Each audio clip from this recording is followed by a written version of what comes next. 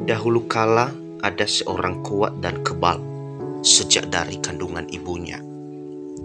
Dia tergolong jajaran leluhur orang Nias sekarang ini, yakni bernama Sirau. Menurut cerita, Sirau ini mempunyai 9 orang anak laki-laki. Salah satu di antaranya adalah ayah Dauri Laumaru yang bernama Lahari. Lahari berbeda dengan saudara-saudaranya karena waktu lahir pusatnya sudah menjadi batu. Setelah Lahari dewasa, ia pun kawin dengan seorang putri yang cantik bernama Ibu Botonasi, putri seorang raja yang sangat besar kuasanya atas tepi pantai dan sekitarnya. Mereka hidup rukun dan damai, tidak pernah menyebutkan nama satu sama lain. Mereka tidak pernah saling memaki, selalu berniat menghormati dan selalu setia sekata, pergi ke pesta adat maupun mengerjakan pekerjaan. Mereka tidak pernah tamak harta maupun iri pada kerakusan dan harta duniawi. Dan mereka sangat menyayangi anaknya seorang yang bernama Laumaru. Laumaru menunjukkan tingkah laku yang berbeda dari biasanya. Waktu lahirnya, ada 9 helai rambut di kepalanya dan tidak pernah dicukur karena terdiri dari besi atau kawat. Dari hari menjadi bulan, bulan pun berganti menjadi tahun.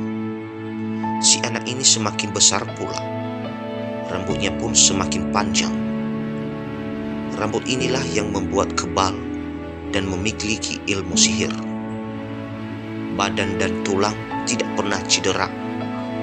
Biar apapun yang digunakan orang untuk membunuhnya, tidak pernah berhasil. Akan tetapi, karena kekebalannya itu, dia berbuat jahat terhadap orang dan menyalahi kehendak Tuhan. Ia merampas, mencuri dan menyiksa orang. Itulah pekerjaannya setiap hari. Barang dagangan orang dari seberang dirampasnya, baik harta maupun emas dirampasnya. Orang tidak pernah berkata dan tidak pernah bisa berkutik. Harta dan emas rampasan itu semuanya disembunyikan Laumaru di dalam guanya. Jika ada orang yang mengejarnya, dia akan bersembunyi di dalam gua ini. Pedagang-pedagang dari Johor menjadi dendam kepadanya, karena barang-barang yang dibeli di Nias pun diambilnya juga. Itulah sebabnya mereka selalu kembali tanpa oleh-oleh. Kemudian mereka mencari jalan untuk membunuh Laumaru, akan tetapi tidak pernah berhasil. Walaupun ia tertangkap oleh pedagang-pedagang itu, begitu badannya digoyangkan, maka lepaslah pegangan orang dari badannya. Walaupun badannya dipotong dengan pisau, tetapi tidak pernah bisa terluka. Biarpun dibakar dengan api, matanya tidak pernah berkedip dan ia tidak mengindahkan siksaan itu sedikitpun. Begitulah setiap hari pedagang atau penduduk negeri bila lintas dari dekat gua itu tidak akan pernah lepas dari gangguan Laumaru. Kemudian hari, setelah Laumaru kawin dengan seorang gadis bernama Sihoi, maka perkawinan mereka itu memberi seorang anak laki-laki yang sampai sekarang ini tidak ada yang tahu siapa namanya, karena orang tidak mau tahu dengannya lagi, mengingat kejahatan-kejahatan masa dulu. Setelah anaknya itu besar, Laumaru berkata dalam hati, lebih baik kekebalanku ini kuturunkan kepada anakku, agar dia kebal seperti diriku. Rencananya diberitahukannya kepada Sihoi istrinya, dan istrinya pun setuju.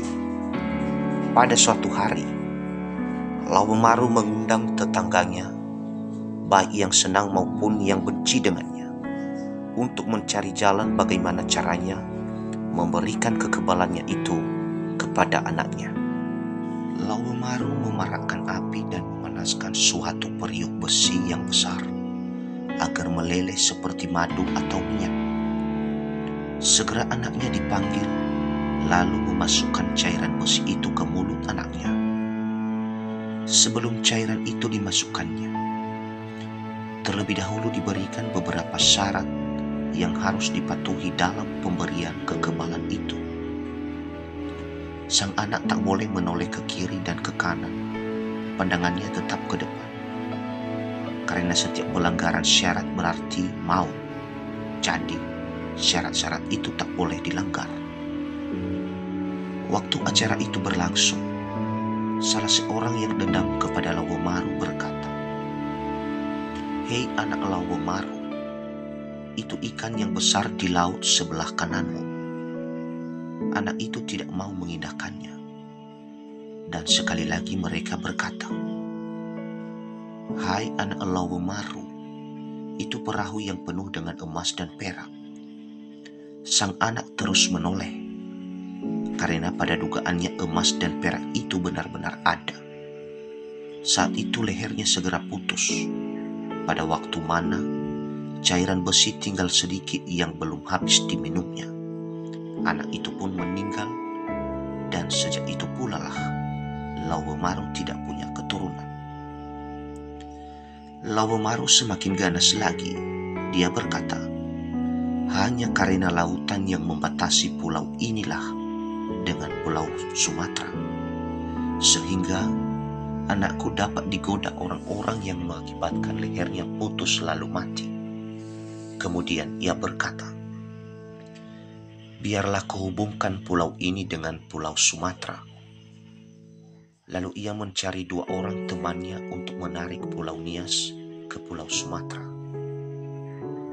Untuk itu ada syarat-syarat yang harus dilaksanakan, yakni jika langkah sudah dimulai, apapun yang terjadi di tengah jalan, langkah tidak boleh mundur ke belakang. Jika ditarik demikian, berarti pekerjaan itu gagal. Ternyata salah seorang temannya itu ada yang menaruh sakit hati terhadap Lauwemaru. Beberapa kilometer telah mereka tarik, lantas yang sakit hati menarik mundur langkahnya, sehingga sejak itu Pulau Nias tidak tertarik lagi olehnya. Tanah yang sempat tertarik itu menjadi sebuah tanjung yang kini bernama Lembaru. Kaki kawannya penarik itu pun menjadi pincang. Itulah sebabnya Pulau Nias tidak pernah bersatu dengan Pulau Sumatera. Pekerjaan yang gagal itu terbayang kembali di dalam pikirannya. Untuk menghilangkan rasa bingung, rasa kesal dan malu, ia mencari jalan keluar kembali ke pekerjaan semula, yakni mengintip dan merampas harta orang. Sambil mengintai perahu orang, sebuah sampan kecil dibuatnya untuk menangkap ikan-ikan besar di laut. Pekerjaan ini dilakukannya untuk menyebarkan hati istrinya yang sedih dan kurus itu. Sejak itulah Lauwemaru sering-sering meninggalkan istrinya di rumah. Suatu waktu, pada malam bulan sabit tak akan tenggelam di barat, Lauwemaru mengemasi keperluannya hendak ke laut. Diambilnya peralatan sampannya, pancingnya, benang, umpan ikan, pisau dan kayu. Sesampai di tengah-tengah laut, ia pun mulai memancing. Ada 300 kail dipasangnya ke dalam laut. Kira-kira sebelum makan sirih, seekor ikan besar kena pancing, lalu segera ditariknya. Tetapi ikan itu menariknya ke laut.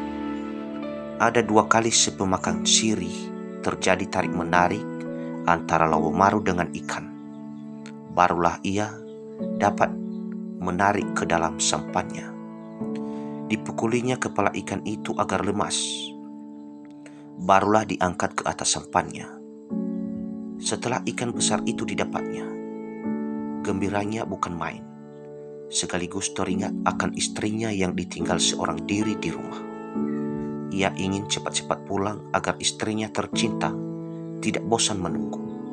Kira-kira 2 depan lagi tali kailnya yang belum tergulung, datanglah ombak besar dari laut, disertai sebuah kepala besar seperti kepala ular raksasa. Semakin timbul kepala ular itu, semakin besar pula ombak yang datang. Jika seandainya Laubomaru tidak kuat, maka sampan dan segala isinya akan hanyut ke laut. Namun ia tidak takut karena hal itu dianggapnya biasa saja. Apalagi ia telah berpengalaman dengan pekerjaan dayung-mendayung. Setelah kepala ular itu dekat, berkatalah ular itu kepadanya, "Hei Laubomaru, tolonglah aku. Sudah capek dan bosan di lautan ini. Sejak kecil hingga besar, kepayahanlah yang selalu kutemui. Setiap hari aku berjalan dari utara ke selatan, dari barat ke timur. Itulah selalu pekerjaanku. Karena itulah aku minta tolong padamu, dan janganlah bertanya sebabnya. Lebih dahulu kuperkenalkan diriku. Namaku Haria. Akulah raja segala ular di dasar lautan ini." Karena itu, Laubomaru menjawab, "Hei Haria, pertolongan apakah yang kau kehendaki?" Katanya, "Saya ingin tidur, ingin istirahat sebentar, dan juga saya minta, jika kau mau, aku ingin meminjam sampanmu ini. Kujadikan bantal waktu aku tidur," kata ular itu. "Selain itu, selama aku tidur di atas sampanmu itu nanti, saya harap dengan sangat agar jangan kau tinggalkan aku sendirian." "Apakah permintaanku ini dapat kau kabulkan, Laubomaru?" "Hei Haria, aku akan mengabulkannya dan kusediakan waktu berharga bagimu. Apalagi aku mau pulang menemui istriku yang telah lama kutinggalkan dan menunggu di rumah. Biarlah permintaanmu itu saya kabulkan, tetapi saya sangsi akan diterima apa tidak. Hei Laubomaru, katakanlah apa kebimbanganmu itu." "Kau Haria terlalu gemuk. Kepalamu sebesar gunung, lehermu lebih dari 25 pelukan besarnya. Kalau kau baringkan kepalamu di haluan sampan ini, bukan istirahat jadinya, karena badanmu yang besar itu mungkin akan menenggelamkan sampanku ini ke dasar laut. Hal itu berarti bukan pertolongan bagimu.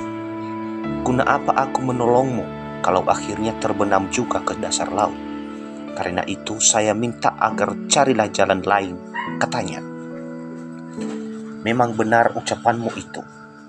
Umurmu sudah lanjut waktu aku di dasar laut. Sudah kudengar kabarmu begitu, bahwa orang-orang yang berada di atas laut ini takut menurunkan sampannya yang akan kubuat jadi bantalku karena leherku yang besar. Aku berterima kasih padamu, Laubomaru, karena kau menyediakan sampanmu ini bantalku nanti. Akan tetapi janganlah khawatir, leherku ini dapat kukecilkan nanti," katanya.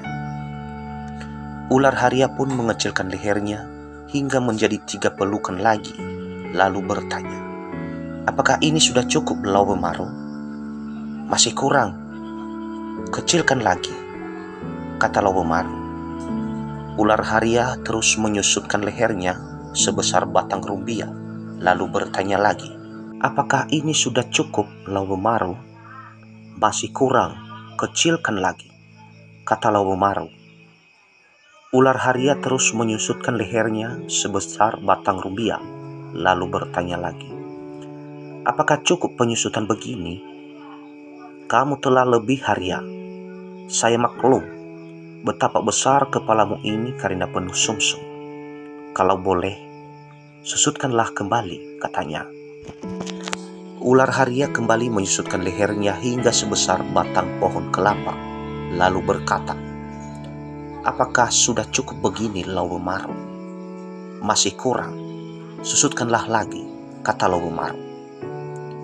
Makin disusutkannya ular lehernya itu hingga sebesar jali keringking, lalu bertanya lagi, "Apakah sudah cukup begini, Laubomaru?" "Sudah cukup, Haria," jawabnya. apakah sudah bisa kubaringkan kepalaku di haluan sampanmu ini? Janganlah terlalu bimbang. Perut dan ekorku akan kubiarkan terapung di atas laut nanti, kata ular. Ya, boleh. Itu tidak jadi soal. Baringkanlah kepalamu di atas haluan sampanku ini. Setelah dibaringkan demikian, dengan hati-hati sekali Laumaru mencabut kerisnya, lalu memotong leher ular itu sampai putus. Kepala dan badan ular itu dibenamkan ke laut. Darahnya mengucur hingga permukaan laut jadi merah. Jatuhnya kepala ular itu ke dasar laut menyebabkan suara gemuruh yang hebat sekali, sehingga Shihoi istri Laumaru tersentak mendengar di rumahnya. Setelah ular itu mati, Laumaru kembali ke gua tempatnya untuk menemui istrinya yang sudah seminggu ditinggalkan. Ia disongsong istrinya hingga ke pintu gua seraya berpelukan karena rindu. Sesampai di dalam gua, sang istri bertanya, "Apakah yang terjadi di laut?" Maka diceritakannya lah segala yang telah terjadi itu. Shihoi jadi heran, kagum, dan gembira sekali mendengar ketangkasan dan kehebatan suaminya. Shihoi menyanjung dan meneteskan air mata, lalu menuturkan betapa cintanya ia kepada suaminya. Sejak itu, Shihoi ingin mengetahui sebab kehebatan suaminya. Dengan bujuk rayu, maka isi dan rahasia kehebatan Laumaru terbongkar, dan diceritakannya lah unsur penyebab kekuatannya itu. Tetapi dijelaskan bahwa akan berbahaya jika orang lain mengetahuinya. Karena itu, jangan sampai dituturkan kepada orang lain. Belum pernah Laumaru menuturkannya kepada siapapun, tetapi istrinya berjanji tidak akan membocorkannya. Kalau boleh, lain kalilah ku ceritakan. Istriku Shihoi terus-menerus meminta agar diberitahukan saja. Kalau boleh, lain kalilah ku ceritakan, istriku. Shihoi terus-menerus meminta agar diberitahukan saja. Melihat keletihan dan keluhan istrinya, akhirnya Laumaru membeberkan rahasia kekuatannya itu. Istrinya disumpah agar jangan membocorkannya, malah akan menyimpan baik-baik. Laumaru berkata, "Di atas kepalaku ini ada 9 rambut kawat yang tak mampu dicukur. Kalau rambut ini dicabut, maka kekuatan saya akan kembali seperti manusia biasa. Itulah sebabnya rambutku ini tak pernah dicukur sejak dari kecil. Karena kalau rambutku yang 9 ini hilang, kekuatan saya pun akan hilang. Saya mohon padamu, istriku sayang, janganlah rahasia ini sampai diketahui orang lain." Mendengar penuturan suaminya itu, Shihoi merasa gembira sekali dan terhibur. Beberapa bulan berselang, datanglah perahu-perahu dengan barang dagangan dari Johor, sebanyak 50 buah perahu. Para pedagang itu ingin membalas dendam terhadap Laumaru. Melihat mereka telah datang, Laumaru menyiapkan diri untuk merampok. Dia terjun ke laut, berenang menentang lalu merampoknya. Harta dan emas yang ada di sana diambilnya dan dibawa lari ke dalam gua tempatnya bersembunyi. "Apa hendak dikata?" kata pedagang ke sesama mereka sepeninggal Laumaru. Kemudian mereka berembuk bagaimana cara membinasakan perampok itu. Putus kata, Laumaru beserta istrinya harus ditangkap dan diikat kekuatannya. Dia merasa tidak kurang suatu apa dan tak tahu bahwa istrinya telah diikat dalam gua serta disiksa. Akhirnya mereka memaksa agar Shihoi tidak mau buka mulut. Tetapi setelah mendapat siksaan yang menyakitkan sekali, dengan cara mencabut semua kuku jari kedua belah tangannya, akhirnya Shihoi membukakan kekuatan suaminya itu. Shihoi lupa akan janjinya bahwa rahasia itu tak boleh dikatakan kepada orang lain. Mendengar rahasia kekuatan itu, segera dilepas lalu pergi mendapatkan Laumaru. untuk mencari dan mencabut rambut kawatnya itu. Benarlah, setelah rambut kawat itu dicabut, maka hilanglah kekuatan Laumar. Saat itu juga ia mati, berpisah dari istrinya si Hoi untuk selama-lamanya.